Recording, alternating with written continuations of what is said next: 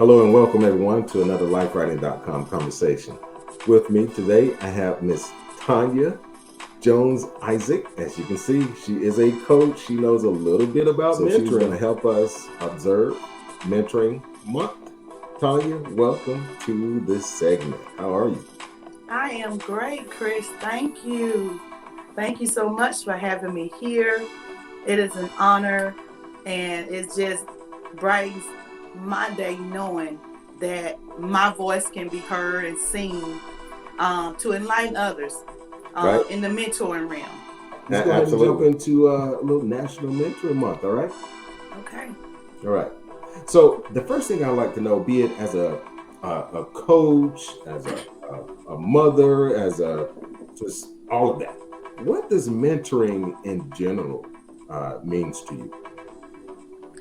So, of course, doing my due diligence, I actually Googled mentoring, because I was like, this is what mentor is defined as society, Right. and it's defined as a person that gives the individual expertise. But that's not me.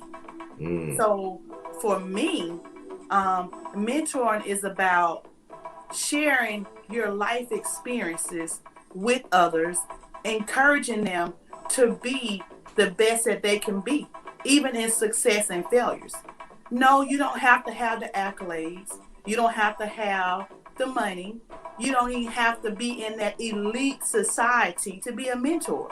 Absolutely. You can mentor at the lowest level of your life, the highest level of your life, at any stage in your life. You can mentor someone, and that may not mean that you're an expert on everything, but you can guide them with the resources that you have. No, absolutely, and that's just it. You mentioned the resources that we have. Typically, you know, the first thing that comes to mind when it comes to mentoring, folks picture an older person, right? Counseling, offering advice to a younger person, right? But we all know, as we live and grow and develop, it could be facilitated in a multitude of ways. I mentioned to some of the guys just recently the segment I had with James Waltower, right, Jr., with Cornelius Gibson, and with Shiloh Robinson, right? All the guys just happen to be from the Hill, right, from the Pecan Orchard.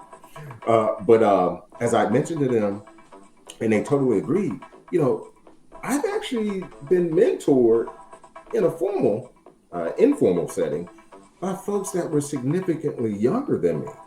But moreover, because that area that I was trying to like grow in or get more information about, he or she, had kind of been there, done that in that particular area. So they had those experiences that you just mentioned, right?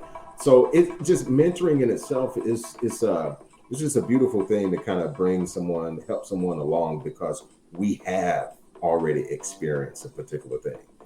And of course, we can say that as parents, right? When it comes to that element of mentoring. But anyway, we could talk about that for hours. So something else I'd like to know in terms of mentoring, of course, along the way, early on, recently, or whatever, who are some of the first people that come to your mind that influence you from a mentoring perspective? So that was a great question. I mean, it really got me pondering.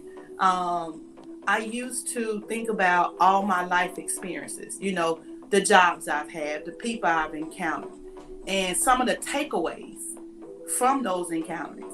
And so I kind of put this in several categories. So I started with adolescent years.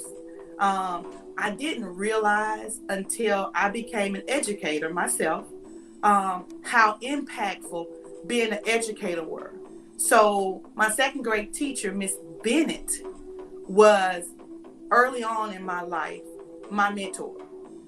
In the after school, she would have my sister and I help her plan her classroom, get the papers organized for the next day.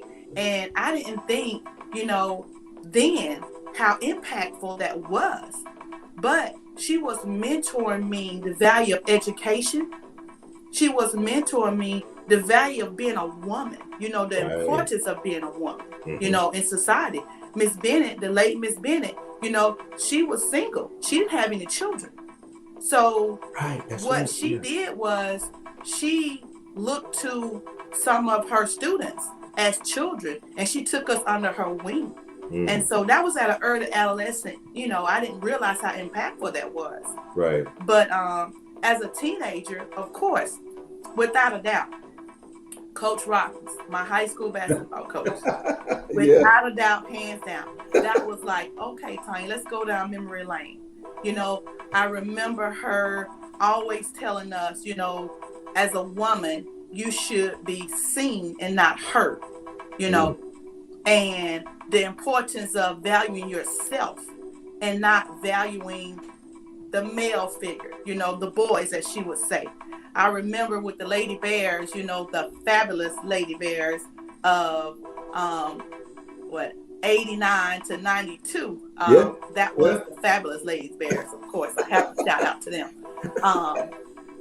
She would make us run suicides if we were late for practice, because she knew we were up there talking to boys. She knew. And so Felicia Berm, I never forget, she was one of many that had us running suicides. You know, of course, my sister every now and then, she would too. But I didn't think it was fair back then. I was like, why are we running suicides? They were up there talking and late for practice, and it wasn't us. But at that time, she was mentoring us, teaching us about being a team, about being accountable. She was giving us that accountability. It's not just about you. It's about everybody that you are connected to. Looking back at that, I thought about, you know what? Wow, how she shaped me as a coach. So that was in my high school years. Of course, as an adult, I have been able to, being blessed, you know, in Little Rock, Arkansas, there are a lot of political figures here. My degree was in political science. So my passion was, I'm going to be a politician. I'm going to go back home to be a mayor of my town. So that was just me always saying what I'm going to do. And it's still on my bucket list, you know, because a politician's spirit is what's in my heart. And so as an adult, I was at a low point in my life. I had lost my job, dealing with trying to decide if I'm going to balance family over work on my weekends, not being able to spend that quality time with my children. And so I was at the lowest point in my life. I was thinking, how am I going to take care of my children? I don't have a job. What am I going to do? And one of my former co-workers, she was like, do you know Miss Annie Abrams, Tonya? And I said, I've heard of Miss Annie Abrams. She said, you want to do what she's been doing forever. And I said, okay. I said, but I'm thinking, who am I to try to get in her circle? Miss Annie Abrams is a legend among the civil rights activists in the world. I mean, she was born in 1931. She was around during Central High segregation. She's met pretty much many of the presidents of the United States. She sat at the table with mayors, governors. The list can go on. She was the founder of the Martin Luther King Parade here, the Dr. Martin Luther King Parade here in Little Rock. And so I could spend countless hours talking about her accolades. But when I met her at that point in my life, I needed a mentor. I needed someone to say, it's not over. You have more to do. You know, you have a service. And that is one of her big push is service. One of her voicemail, her only voicemail on her home phone is, service is the rent you pay to stay on this earth. Have you paid your rent today? When you call her house phone and she's not there, that is the message you're going to get. And her children would say that year where I was still active looking for a job, they called me Driving Miss Annie, because I spent countless hours on her couch going to different political activities, events. She introduced me to the world that I so sought out to be a part Wow. of, that political Wow. world. Okay. And she also instilled in me to be humble. You Mm. know, you're talking about going from making at that time in 2012 $50,000 to living on government assistance. Mm. You know, because my savings was dwindling down. Mm-hmm. You know, and I was like, what am I gonna do? And she said, humble yourself. Go Mm. get some government assistance. That's what it's for, to assist you when you need it. And so me being ashamed, you know, thinking I'm above that, Right. I was able to slap myself back and forth, as I would say, and go, girl, you know what? You pay into unemployment, get your unemployment, you know, Absolutely. or you pay into Social Security and all these other benefits. Go in and get your SNAP benefits so you can feed your family. Mm. So that was at a point in my life when I didn't realize that God was grooming me for the next segment of my life. And so being able to experience that, that goes back to where I said being a mentor does not mean being perfect. Being a mentor doesn't mean you are free from flaws.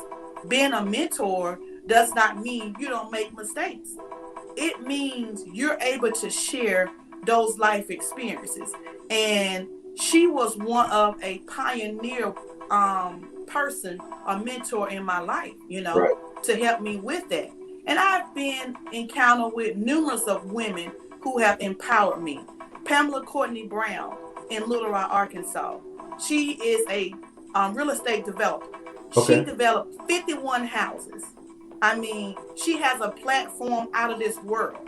And she taught me trust but verify.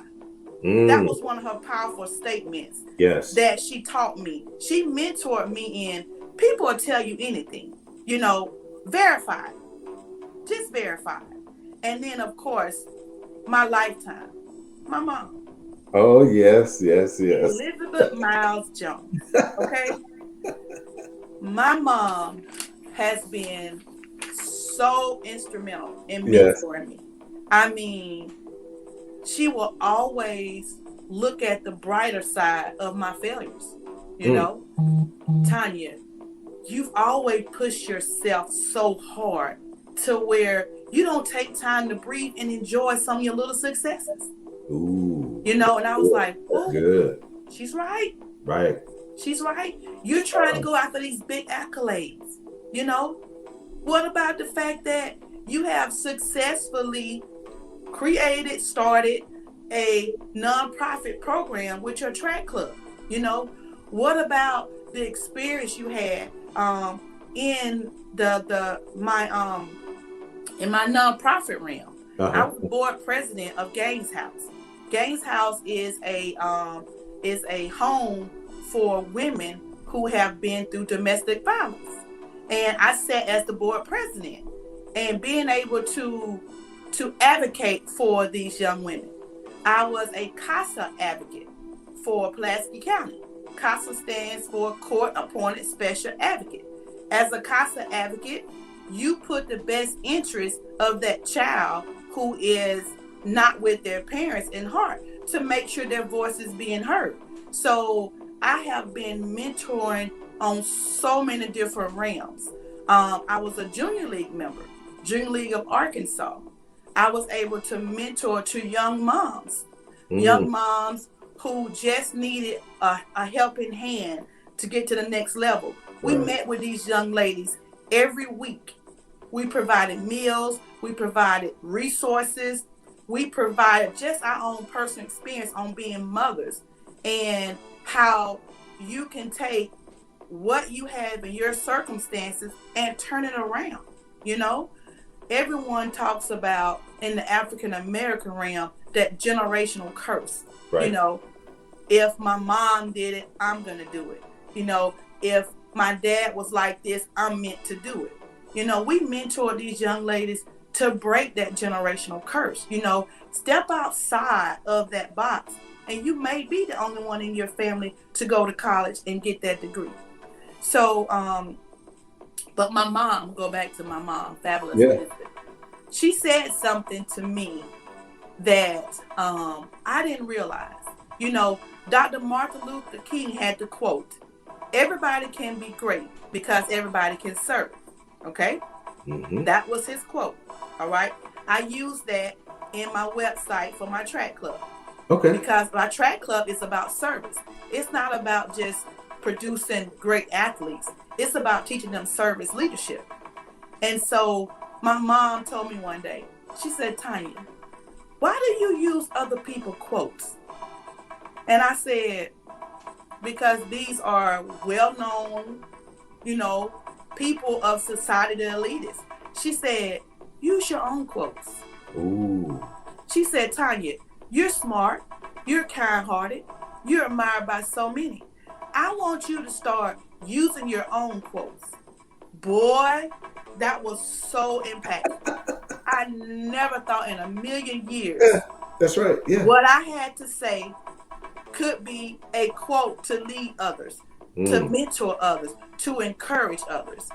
And from that day on, whenever I text her something or when I want to say something, before I use somebody else's quote, I'll go, "Nope, Mama said, use your own words, Tonya." And so that has really been very intimate with my mom all the way, hands down. I know that's cliche, No, but I'm sorry. No. That's just what it is, And now you were talking about earlier about the younger generation are being mentors, not about somebody being older. I have been able to use the platform of my track club for some of my athletes to mentor me. Right. And I never thought in a million years I would be learning from someone younger than me, teaching me that street knowledge, the terminology, on game and stuff like that. I'm like, what is that? They was like, "Coach, you don't know what that is?" And I said, "No." "Okay, Coach, we gotta teach you the stuff. What's going on?" Tonya, you would be amazed, or probably not, how many people refuse to heed any advice or recommendations from someone that's younger, from someone who may look a little differently, right? From someone outside of the traditional scope of what we would think mentoring is and what it looks like. Now, and look, it's funny too. Each and everything you said about Miss Liz, I can when you were saying it, I can envision her. I picture her saying everything you said. I mean, they're easy to remember.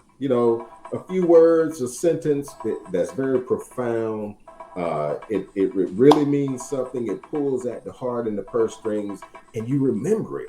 But it's kind of, in essence, what I've been doing here. Folks ask me initially, like, "Well, what type of guests are you going to have on?" I'm like, "Well, people that look like you and I, right?" We have something to say. Yes. Why? Because, as you mentioned several times over, we have our own experience. And guess what? People are going to quote Tonya Jones. What comes to mind? What was one of the most memorable moments from a mentoring standpoint, be it advice that you render or receive? What comes to mind? I don't know. This may just sound corny, but my 6-year-old daughter. Oh. It comes to mind. At night, of course, we say our nightly prayers and everything. And so at night, she would say, "Thank you, God, for letting me see my mom and my dad." And she kept saying it over and over again. That's her nightly prayer. I mean, she says, "Thank you, God, for letting me see my mom and dad, my brothers," and, she'll go down, the list. And I kept saying, "Why is she thanking God for that?" And I said, she is not only thanking God, but she is giving life to me every day. because she's telling God, I need to see my mom and dad every day. And I was like, this 6-year-old, well, at that time she was 4 when she was starting this. This 4-year-old is saying a nightly prayer, thanking God for seeing her mom and dad. And here I am thinking a prayer has to have biblical quotes, has to be faith-based on, blessing for health, for strength, for financial wealth.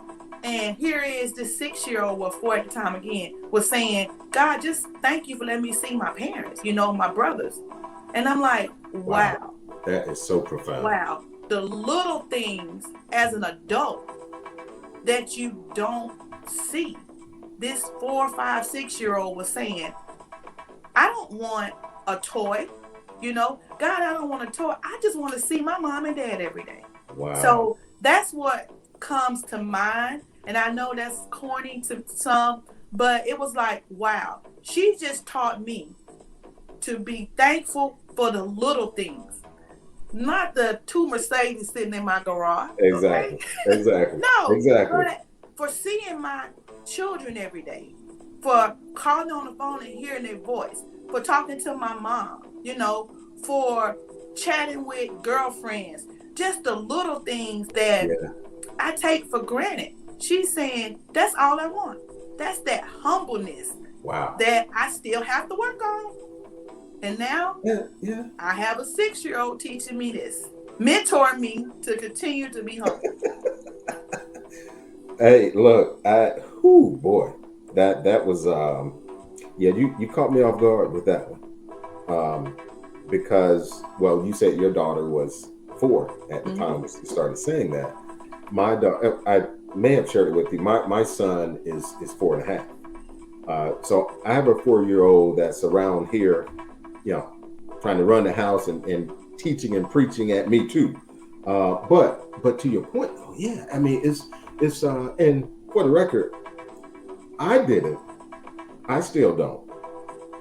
And I hope no others won't think that response was corny. No, that's real, because it's an experience, right? As you said earlier, it's about experiences. In this case, those experiences that turn into like teachable moments. Mm-hmm. We can really learn, and it forces us to take a step back and really internalize, in this case, what that then 4-year-old was really saying to me, right? That's so profound. So I gotta value your time. I can go on and on about this stuff, but I want to know now, just simply put, like, what would you tell, or some of the things that you tell, be it some of your track stars, track runners, as a coach or in any other setting, what would you tell that young guy or girl to give them motivation? I would encourage them to learn from their failures. We are raised to be successful, to be goal getters, to be the best you can be. But no one really says, look at your failures and grow from your failures. It's always pushed to the side. You don't want to talk about what you couldn't do, or you don't want to talk about how you failed miserably at this, or the number of times you had to take your driver's test.